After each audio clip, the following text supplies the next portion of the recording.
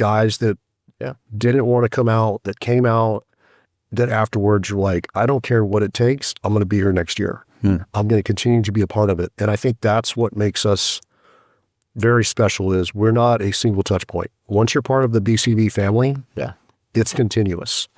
We've got a signal chat that I think there's like 120 people on it. It's all of our alumni. Wow. You have to turn notifications off because it goes 1,000 miles an hour. But it's a place where you have continuous touch points every day with that group. And I think that, it's not, I attended this event, hey, thank you guys for sponsoring me, and then I never talked to them again because they're on to the next group of veterans. So I think that's where people are willing to drop their guard. When we offer a service dog, people are stepping forward going, hey, I would have never done this before, but I could really use help. I need to go to Invicta. Can my wife and I come out? We're really struggling. Those barriers and walls come down and they communicate with us. And they communicate probably more with Cody than they do with me. And it's an amazing thing to watch, and it's amazing to be a part of it. Sound your 1, 2. Sound your 3, 4. Hey, what's up, guys? Welcome to Unfinished Business, a podcast for veterans pursuing new life missions. Every veteran knows that moment when purpose begins to rise again. Quiet at first, then unmistakable, like a steady rhythm returning after years of uncertainty. That kind of renewal takes shape through people who understand the terrain, who speak the same language of service, responsibility, and the long road back to strength. Today on Unfinished Business, a podcast for veterans pursuing new life missions, I'm sitting with true leaders who live inside that work every single day. Dr. Cody Palmer and MichaelGrohman of BigCountryVeterans. Cody brings insight of a clinician who has watched recovery unfold through movement, patience, and connection. Michael carries the instincts forged in special operations where presence, loyalty, and calm leadership shape every decision. Together, they've built a space where veterans regain momentum through community, shared experiences, and a mission that keeps growing. Big Country Veteran moves with intention. Steady systems, honest conversations, hands-on support, and a culture that strengthens everyone who steps into it. In this conversation, we explore how their paths converge, how their work continues to evolve, and the vision they're shaping for veterans and families across Texas. Guys, welcome to Unfinished Business, a podcast for veterans pursuing new life missions. It's a pleasure to have you both. In that introduction, anything like jar you and say, oh man, that's what it's about. That's what it is. Well, I think just kind of the passion built behind what we do now. When you're living it every day, and then to hear it from someone else that's kind of outside of looking in, it kind of reaffirms what we're doing for our veterans, and it kind of reassures us we're going down the right path still. So, Michael? Mission, having focus, value, and something that you have a connection or an emotional relationship to, I think is extremely important. And to Cody's point, it's every day. It's not, maybe we'll do this a couple times next week. It's literally every day. So I think that's it's a great opening. Let's start off with talking about Big Country Veterans. Tell us what it's about, what it stands for. Maybe each of y'all can bounce off of each other in that. Sure.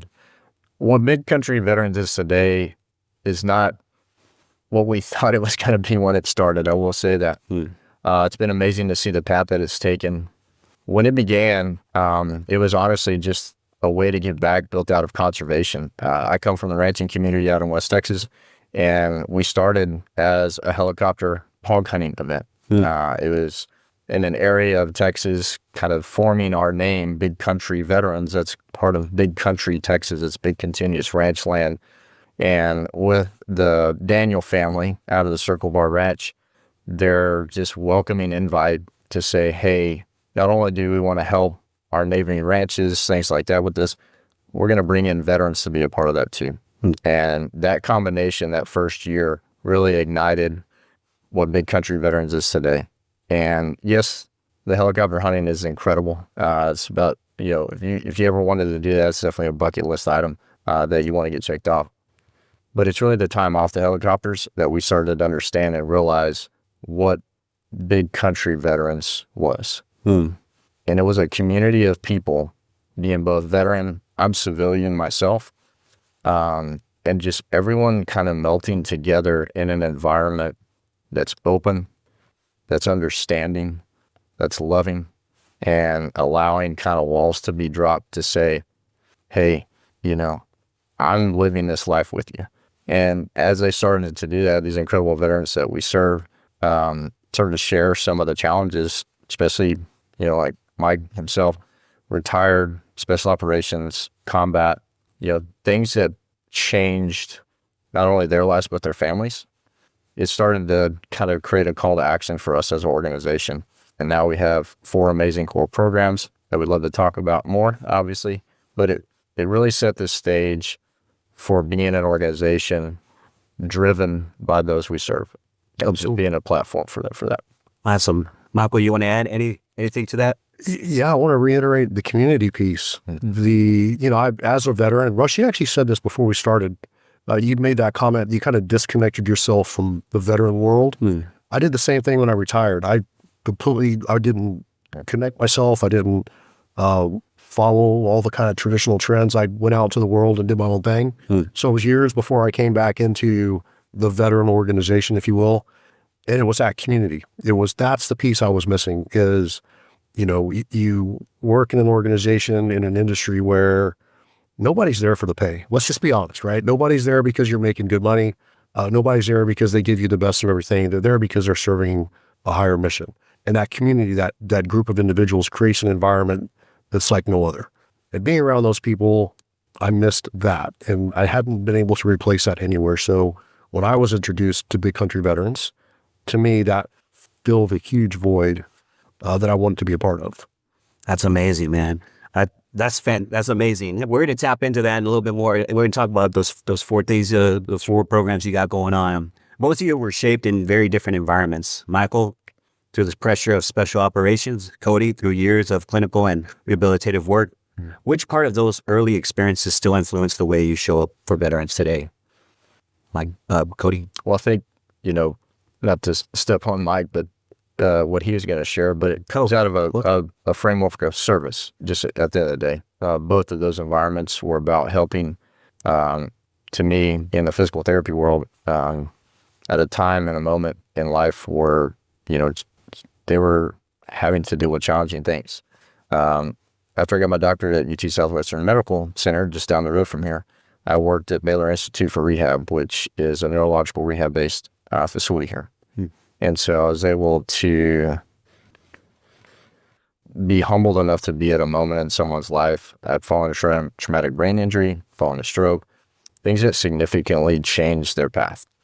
And to be able to not only sit with them in those moments, to be a physical therapist, but to be a support to try to navigate those waters during that time really helped shape, I think, again, that passion to understand, hey, we're all going to have challenges in life. How do we plug in together to help each other through those?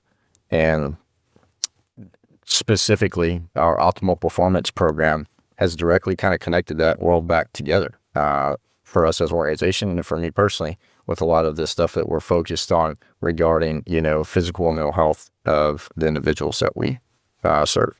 And so the Ultimate Performance program is what does that encompass? So Optimal Performance program actually stemmed from a relationship we had with Parker Performance Institute here out of Parker University. They have a program called the Invicta Project, and it is focused on veteran and first responder kind of TBI treatments. What brought us to them was actually, again, to the point we were making, one of our veterans that had gone through our initial Holocaust came back and said, hey, Ed, I want to introduce you to this program that I went through. It really changed my life. So went and did that.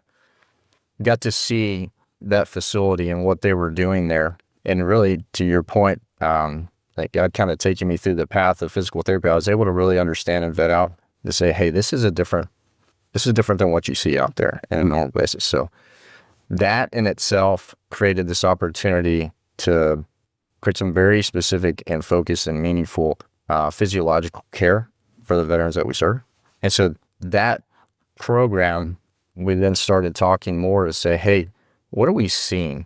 And in these individuals that come out, there's a term called operator syndrome that has recently been accepted kind of in this veteran world that somewhat explains the physiological changes that operators go through because of that I'll let Mike obviously speak more on behalf of that.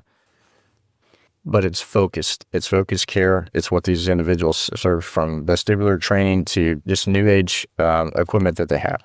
And so we looked at it and said, man, how do we create these partnerships? Our performance program is about connecting the dots from a health and wellness side of things to get them back to that level that they were used to functioning in during the military. So, Michael, I never heard that term, actually, operator syndrome, until right now. So I'm like, wow. Talk to me. Talk to us. Yes, we were fortunate enough to meet an individual, Dr. Chris Fruhy, and he is a psychologist. And Chris, if I mess that up, I apologize. At the University of Hawaii, deeply connected with military organizations, not necessarily a veteran himself, but dove into this world of, initially PTSD. Yet there's not a direct connection, right? We kind of like classified everybody into PTSD, and they realized that there's some differences. And when you think of a traditional PTSD, you think of someone exposed to a traumatic event, and one of the primary drivers of PTSD is fear of that event, right? Like, I don't want to do that again. I don't want to be reminded of it. Military is a little bit different, right? Like, we're going to go back to the call of gunfire, right? We're going to go back into the burning building, if you will. Firefighters going back into the burning building, police going back into that high threat environment. So there's some difference between PTSD and operator syndrome. Several of the symptoms are very similar, but I think from my perspective, and I'm not a psychologist, but as I read the symptomology of PTSD and operator syndrome, the piece that resonates the most with me is there's still that willingness and desire to go forth and do God's work, right? Or the government's work, or whoever's work we're doing. Whereas in PTSD, it's not necessarily people trying to go back out. So they studied this for many years. They took it to the VA. And just recently, I got a notification that Stanford has now released empirical evidence that operator syndrome is, in fact, more directly related to the individuals that they served and their experience.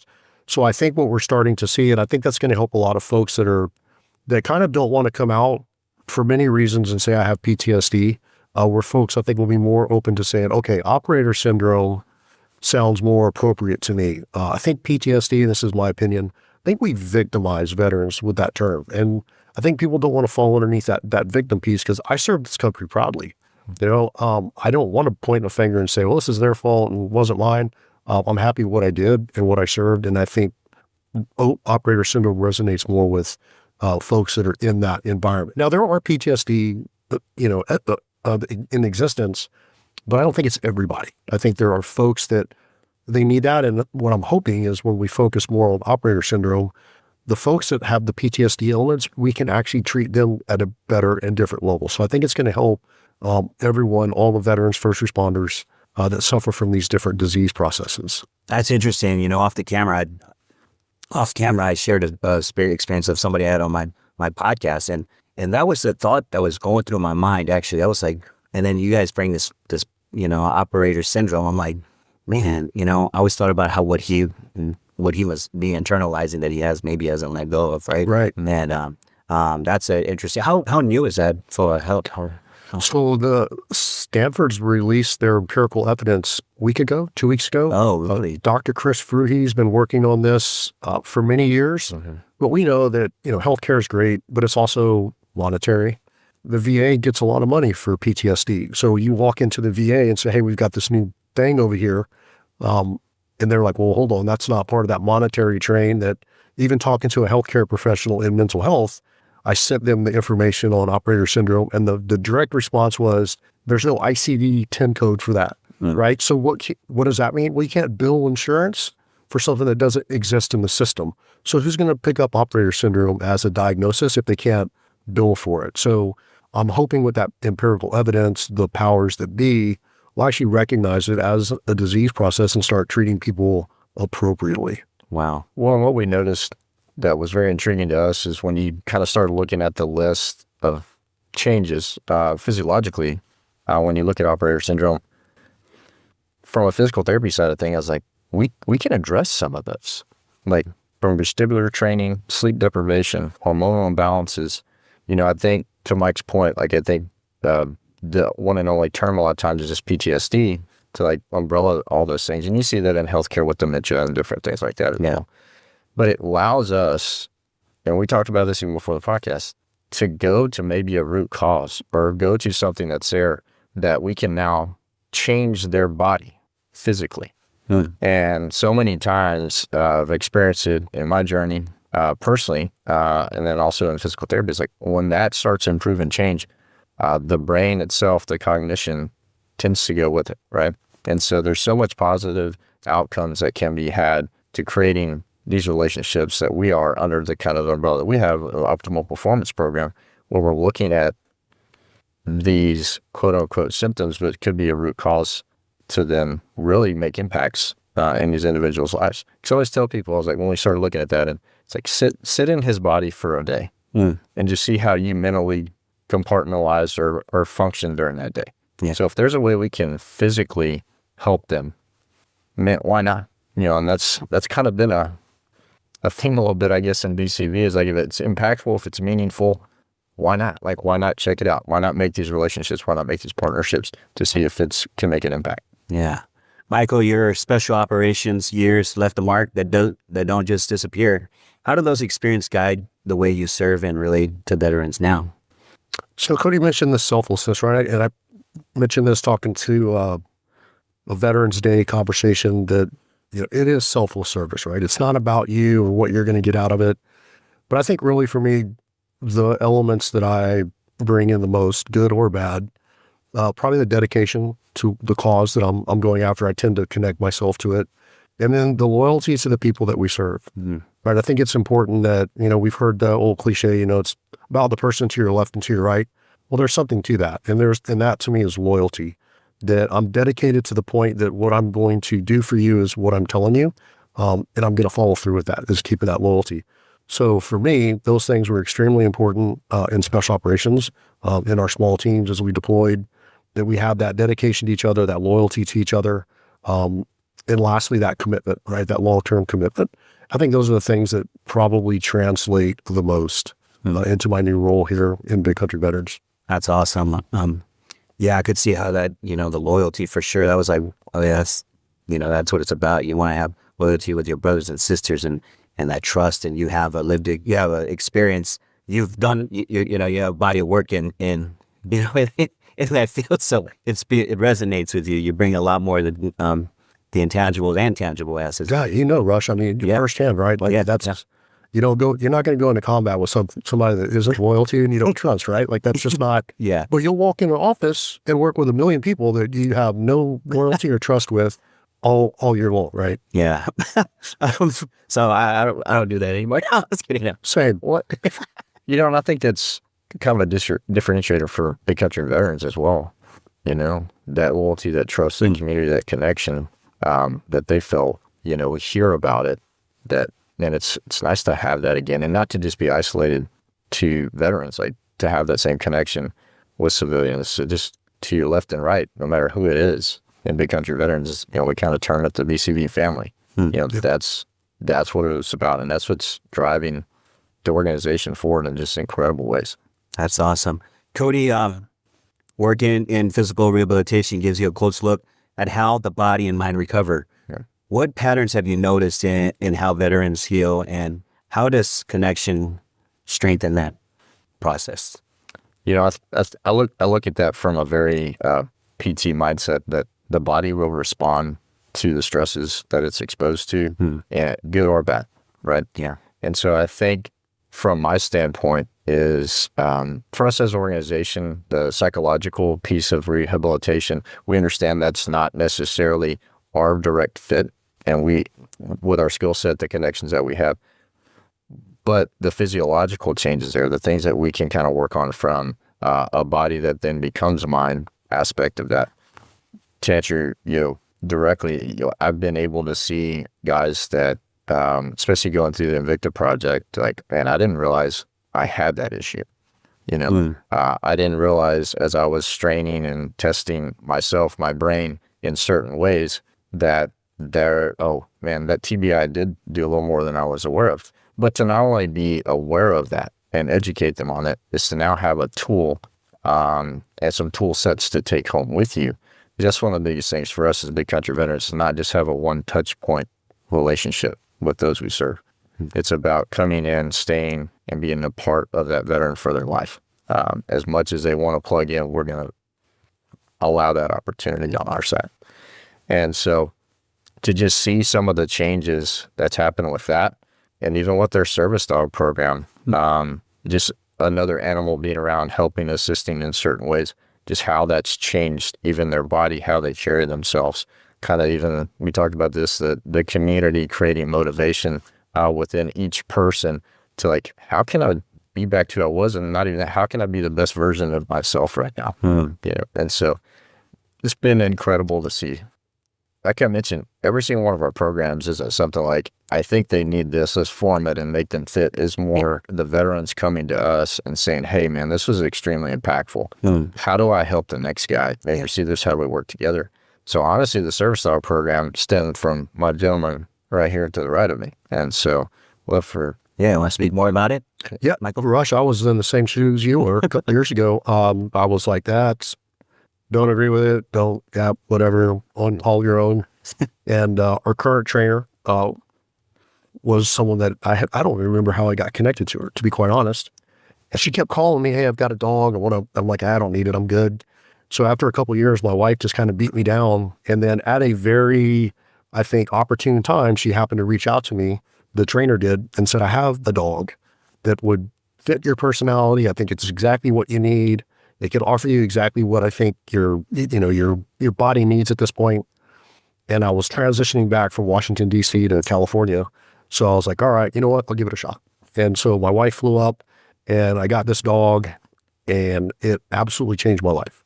I didn't notice the differences, but everybody else did. And there were things that, one of the things, and, I'll share open a little bit, so to Cody's point, I've got vestibular damage. I'm also got bad hips, bad knees, like that, all the same, you know better than that, right? Yeah. So I'm in line like you are. Yeah. I'm probably going to need those replaced. So getting up and, mobility is an issue.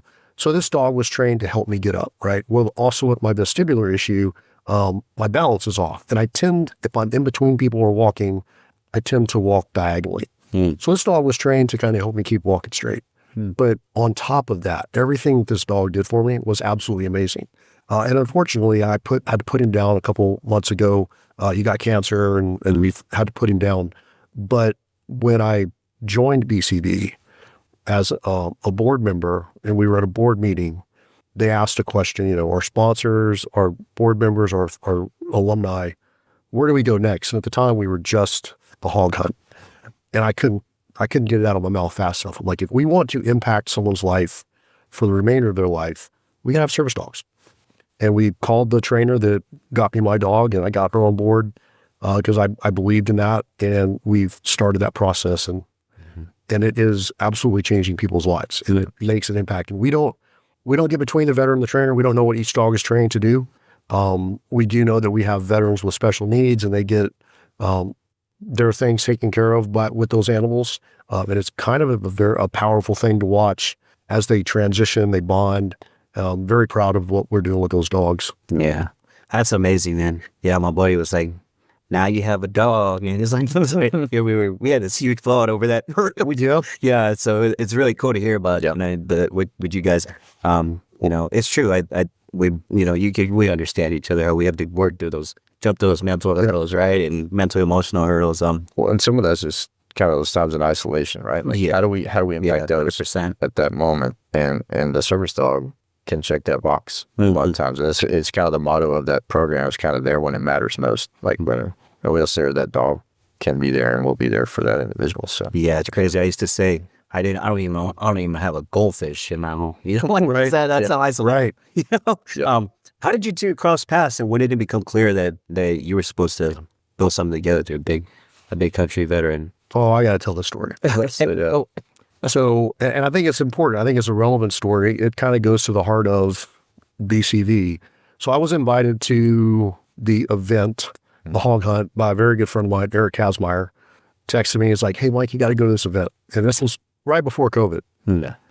And I thought about it and I'm like, I really don't want to go. My wife was like, oh, you should go flying in a helicopter, shooting stuff. You guys will have a blast.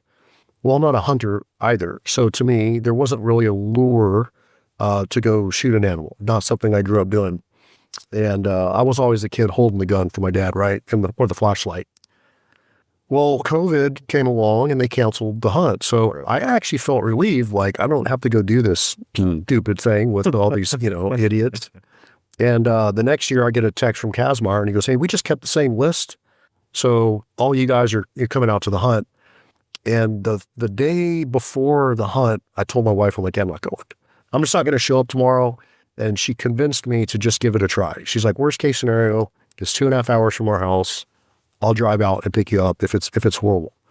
So I got out there. Of course, and then I get forced off the bus first, right? And this is the first guy I shake hands with. That's kind of the last time I really saw him for the weekend.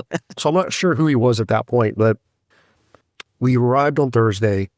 By Friday, I was looking for the people that were facilitating this thing. And I said, I don't know what it's going to take, but whatever it is, I'm coming out next year to volunteer. Like that. Just like he said, the shooting out of a helicopter was great.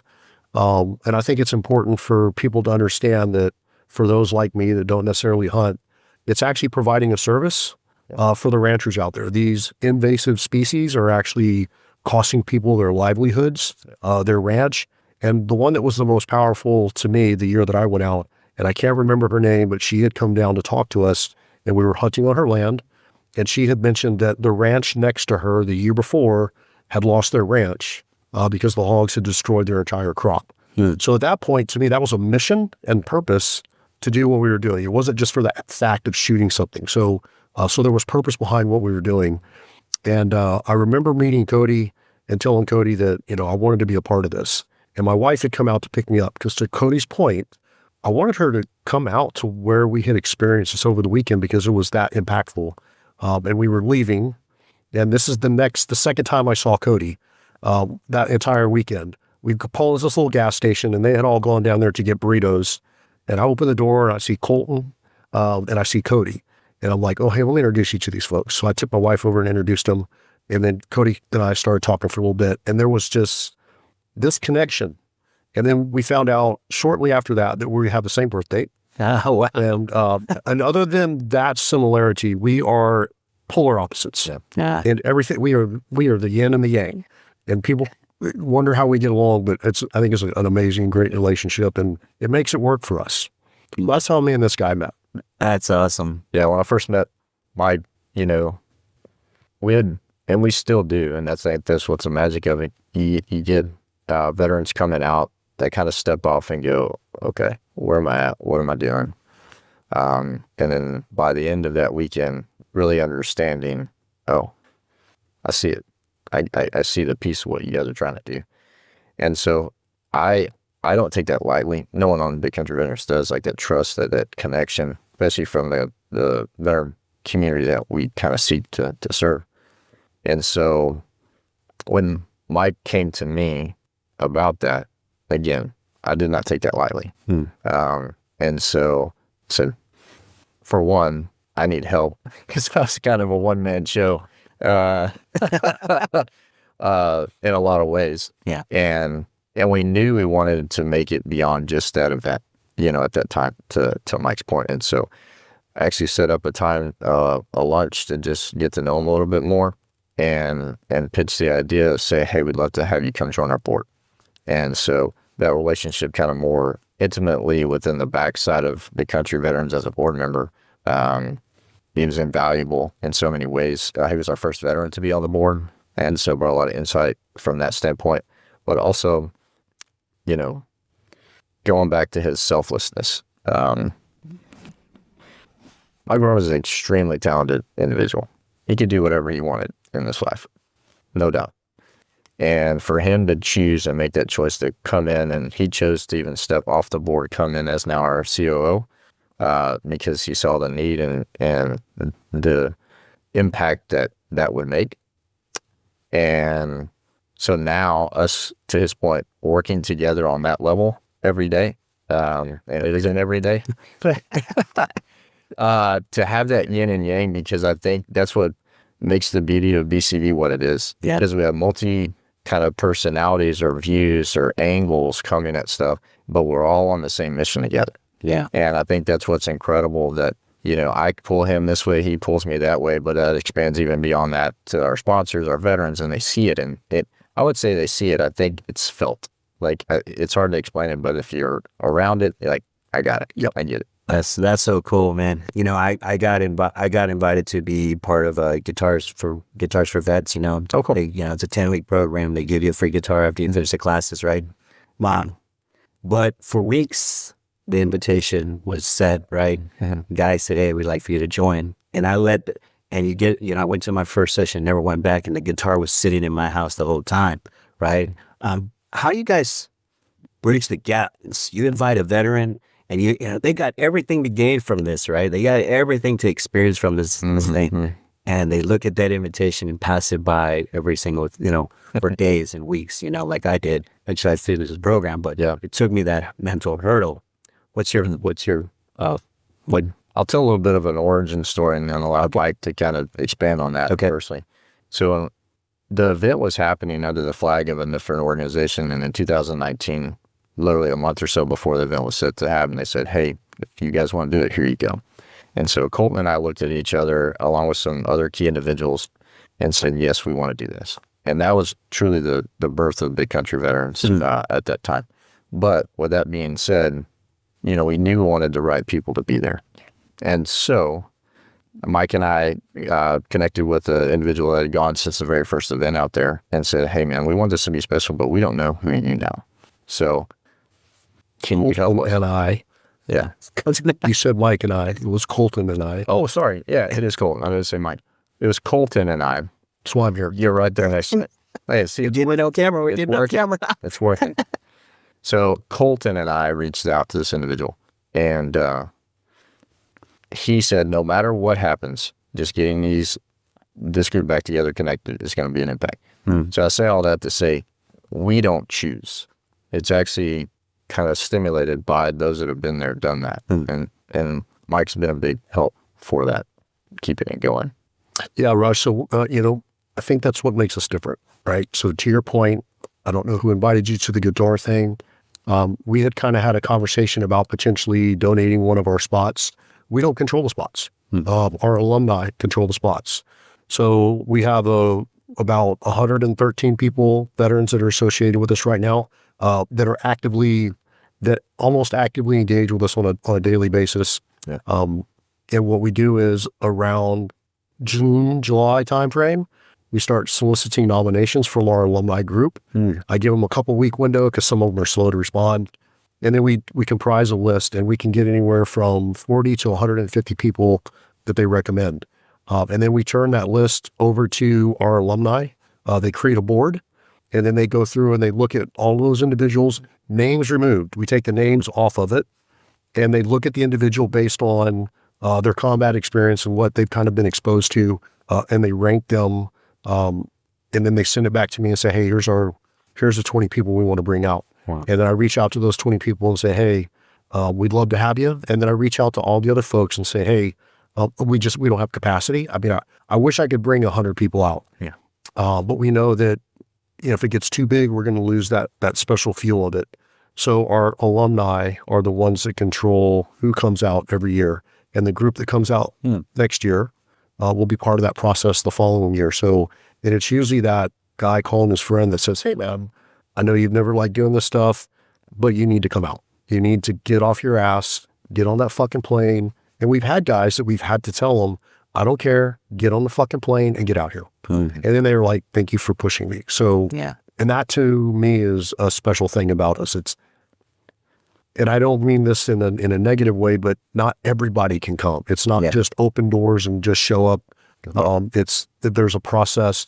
And I think there's an element that resonates with that with special operations people. Yeah. We've all been part of a selection process throughout our career. Everything that we do is based on selection. So in a way, this kind of gives them a little bit of that purpose again, like, we get to go through this. Now, Cody and I always have the veto authority, right? Because, but at the same time, we really try to turn it over to those guys and let them do that. And I think that's where we get that continued support. And to your point, I just notified the group a couple of weeks ago that, hey, you guys are selected.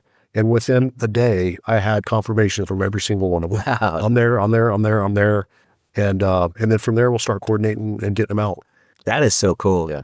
And so many of them don't know who else is coming in themselves in a way. Yeah. And so to have them show up out at Truscott, Texas, middle of nowhere ago, I haven't seen them in a decade, but yet they shared these life-changing moments together, in combat. Yeah. I mean, that's just one piece of the puzzle that makes that weekend just so special, and Big Country Veterans in general. So that's very cool. I like that system, man. Like you get people to get on there. Yeah, it took me a minute. And that third call, I said, "What's up, man? Like, what's the deal here?" Mm-hmm. And that's what did it. I was like, "Oh man, this guy's donating his time, his energy, and his talent to me." And I can't say yes. I can't say, Right. let me uphold my end of the deal. This guy's willing to do that for me and create this experience for me. I'm sure that's what these gentlemen are going through too. In the work you've done, what has stood out to you about how trust grows within veterans who arrive guarded and carrying heavy experiences from their service? That's a heavy one. We had to really kind of think about that. And I don't want to, one of the things that we don't ever want to do, and I, from kind of day one, told Cody, I'm like, I don't want to market these guys, right? Yeah. Some of the individuals that we have associated with Big Country Veterans, probably some of the most lethal warriors on the planet. And I don't say that lightly. Like, if it was a batting lineup, we're Los Angeles Dodgers, right? I mean, that's the folks, and we don't want to market that. Have some really, really, really unique relationships. But what I've noticed, once they get in that environment, and I'm going to relate it to humor, because I think that resonates the most with people. In the military, in Russia, that there's this humor that most people don't understand. We will make fun of stuff, and it's usually a coping mechanism, some of the worst stuff on the planet. And once they get out there, and it's not only the group coming in, it's all the alumni come back out to support the event. They come out days early to set up. Sometimes they sleep on the ground if we don't have our lodging set up yet, or they crash in their car. But they come back out to be part of the event. So when they get off that bus and we welcome them, they're in shock at all these people that are there. And then they realize that they're in the safe zone. They can say whatever they want. We're apolitical, aracial, anything. It's whatever you want to say it. Nobody's going to get offended. It's back into that safe space, and with their walls come down. And I've had folks approach me that if you would have asked me, hey, does that guy have a problem? I'm that guy's most solid person on the planet. And they'll come up to me like, man, I was at the end of my rope. Like, we actually had one of the veterans, and I'm not going to say their name, and that actually wrote us a letter and said that prior to the event, they were considering suicide. That event saved their life. And that, I think, resonated. Guys that didn't want to come out, that came out, that afterwards you're like, I don't care what it takes. I'm going to be here next year. I'm going to continue to be a part of it. And I think that's what makes us very special, is we're not a single touch point. Once you're part of the BCV family, it's continuous. We've got a signal chat that I think there's like 120 people on it. It's all of our alumni. Wow. You have to turn notifications off because it goes 1,000 miles an hour. But it's a place where you have continuous touch points every day with that group. And I think that, it's not, I attended this event, hey, thank you guys for sponsoring me, and then I never talk to them again because they're on to the next group of veterans. So I think that's where people are willing to drop their guard. When we offer a service dog, people are stepping forward going, hey, I would have never done this before, but I could really use help. I need to go to Invicta. Can my wife and I come out? We're really struggling. Those barriers and walls come down, and they communicate with us. And they communicate probably more with Cody than they do with me. And it's an amazing thing to watch, and it's amazing to be a part of it. Wow. Yeah. Cody, you want to talk about, this might be a good opportunity to talk about the four, the programs. programs. Yeah, absolutely. So we have 4 core programs, service dogs, couples retreats, a program we call Rally Point, and then our performance program. I'll start with the one that started those, was the Rally Point program. We had some individuals that were donating like trips and that, and the organization prior to us were for fundraisers, totally understand it. But when we took the event over, I said, these guys are giving us trips or opportunities. Why don't we give it right back to the veterans? That's what it's about. And that kind of started that whole thought process of, we don't want this to be the first touch point and only touch point. So we created these, and they stemmed off of kind of hunting, fishing, outdoor adventure, just because that was a community we were around. Yeah. And to see that program now develop, not just for the veteran, but for their families, their family units, doing things such as going to LA Chargers game, a few weeks ago, to now we're... Thank you, LA Chargers, by the way. Thank you, LA Chargers. Now we're really excited. We just recently this week, Mike's really excited about. I'm very excited about we're going to be attending the F1 race in Miami to give back to our veterans. Those kind of things. So just different opportunities. And we're very blessed to have some very unique opportunities that, again, it's not necessarily about the event or the opportunity. When it is unique, I think it allows for walls to be broken down a little bit differently, too. And so that's why I see the value of the actual event being there. But again, it's the time, it's the energy, it's the focus we have with them to say, hey, you're here. We welcome you with open arms. Stay connected. You kind of got a history of the service dog, how that originated. Yeah. And then our couples retreat was really going back to opening that trust level up with those that we serve. And they come to me and say, hey, man, like that weekend saved my life or changed my life dramatically. But yet I went home and I didn't know how to tell my spouse that. Like, she doesn't know half the stuff I shared with you guys, or even any of the stuff I shared with you guys that weekend. What do I do? I said, bring her out. Let's do it. Let's bring it out to the ranch. So that event started as us coming out as couples to the ranch, where they're literally stepping on the soil that might have changed their spouse's life. And now they're getting to understand what it's about. And those spouses that have come and be a part of that, now they're creating their own connection points and just deeper understanding about what Big Country Veterans is all about, but like what we're all trying to accomplish together. And then we get so many of like, I get it now. Like, I understand why he wants to go be a part of what you guys do and staying connected with Big Country Veterans, because it's like, it's different. He's tried other stuff. This is different. So that we can, and going back to how I grew up, like, we integrate horses, horse training, like all those things that were impactful, and create these moments of filling cedars, whatever they are. Hundreds of bags of stuff. Just doing things together.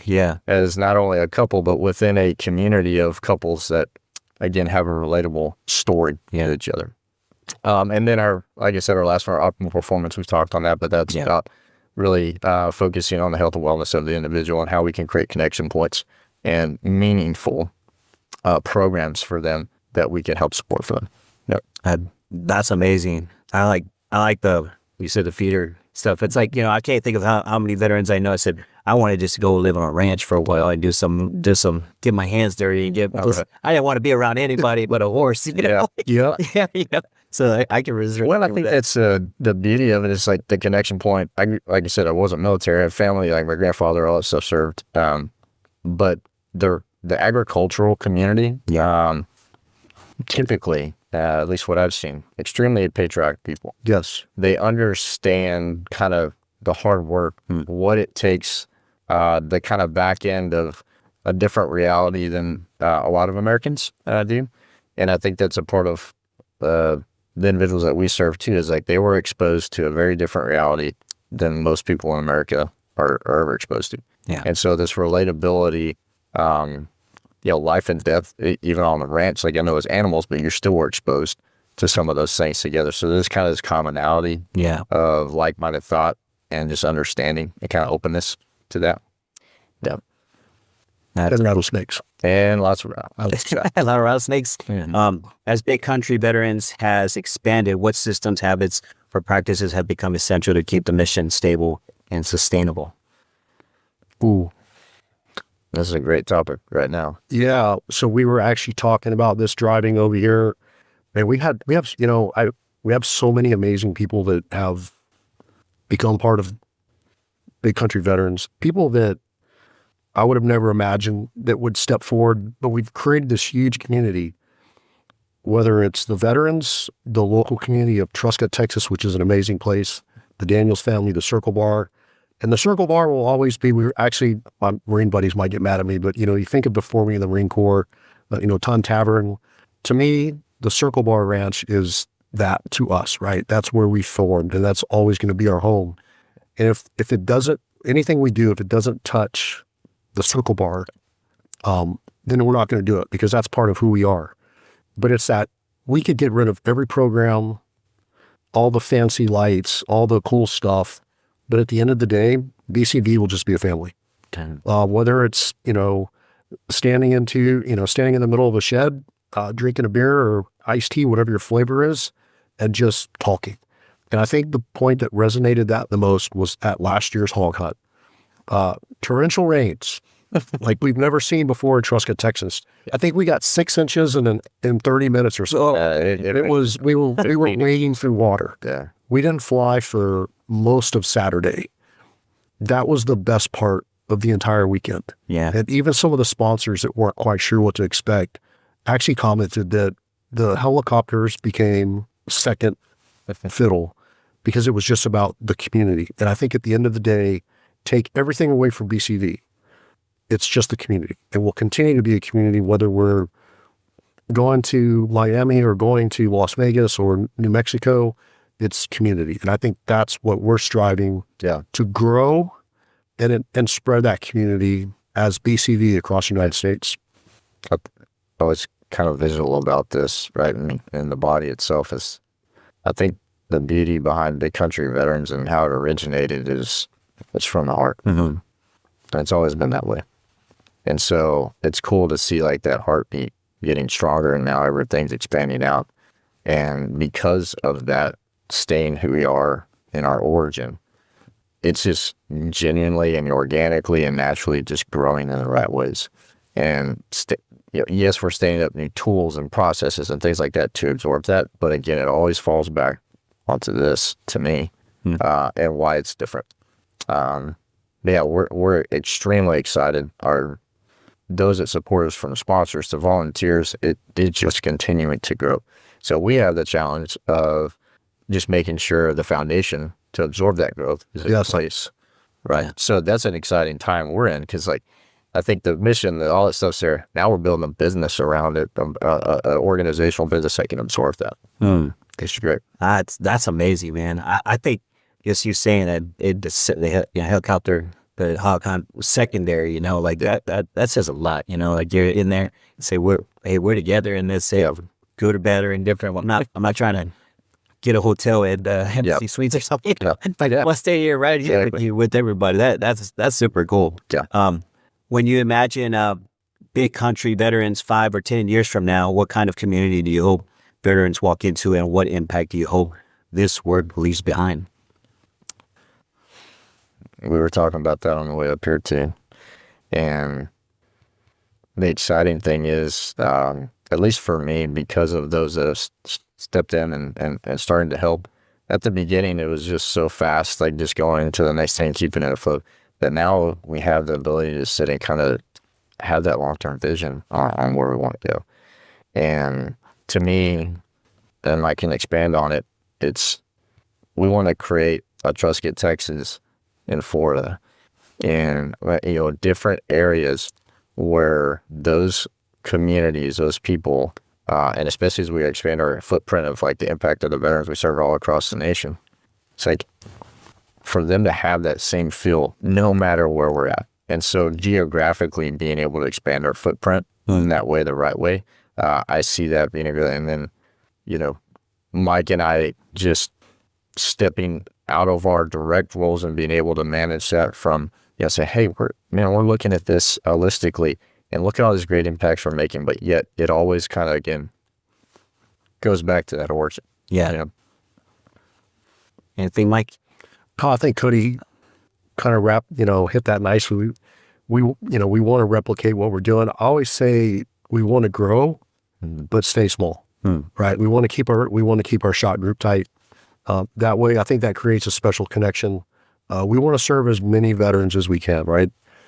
That's my goal in life is, and I think a lot of times folks will reach out to us, going back to the PTSD conversation, hey, a friend of mine's struggling. And I'm like, well, we don't necessarily do that, right? Like there's some amazing organizations out there that do PTSD. Mm-hmm. So why do I want to replicate or crowd that space So what we've also created is this partnership with organizations. So now when someone reaches out to us, if they need help, you had Drew on here a couple of weeks before last week from Mesa Springs. Yeah. He's our direct partner. Yeah. Right. So when I have someone that reaches out to me, I call Drew and say, hey, and that got, it's happened 3 times already.